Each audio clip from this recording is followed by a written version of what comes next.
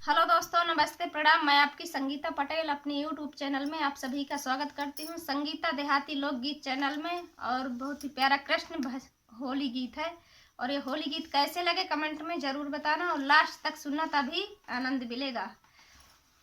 केसरिया रंग डारा कन्हैया ने केसरिया रंग डाले केसरिया रंग डाले कन्हैया ने केसरिया रंग डाले पूरे बदन बिगड़ो सावरिया ने केसरिया रंग डाले केसरिया रंग डाले कन्हैया ने केसरिया रंग डाले उड़ते गुलाल लाल भय बादल उड़ते गुलाल लाल भय बादल बलदाऊ के दौरे सेवरिया केसरिया रंग डाले अरे बलदाऊ के दौरे संवरिया केसरिया रंग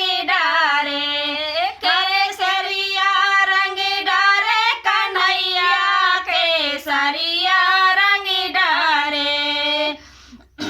उड़ते गुलाल लाल भैया मुना उड़ते गुलाल लाल भैया मुना सरयू जी के द्वारे कन्हैया केसरिया रंग डाले केसरिया रंग डाले कन्हैया केसरिया रंग डाले उड़ते गुलाल लाल सब सखिया उड़ते गुलाल लाल सब सखिया